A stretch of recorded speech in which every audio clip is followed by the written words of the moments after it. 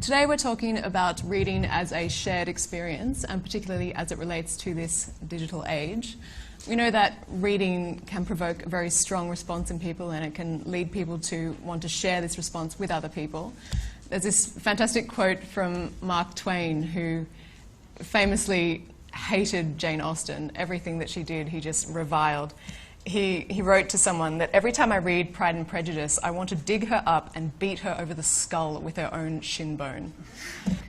Go down the line, and each of you talk about a literary moment that really resonated with you and why it resonated so much. Elie Wiesel's books. Elie Wiesel's book, especially The Town Beyond the Wall, where he gives man the license to question God. That he gives man the license to wrestle with God. That made a very powerful impression on me. All right, we'll move on to Melissa. Well, as a child, I have to say that Judy Blume was, for me, everything. Her words inspired me. They made me feel that, the feelings that I was having and experiencing were normal, and made me feel like I belonged, and I didn't feel so weird. And she was talking about me, and it just completely resonated with me. So that was probably a really powerful adult reading moment for me.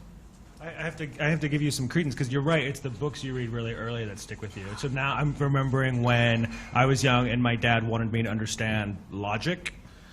And he made me read Flatland, which is the story of like a two-dimensional world, and you know what I mean? It just kind of reels back and explains, 2D to young people, essentially. And so that stuck with me so vividly, in a way that Judy Blume would have were I a young lady, perhaps.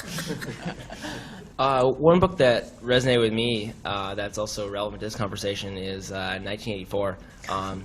One thing I liked about it, they talked about the Ministry of Truth, which is where they basically rewrite history and destroy documents by putting down these memory holes. And if you think about it, it's actually sort of the exact opposite of what Scrib does, which is all about liberating documents and distributing them.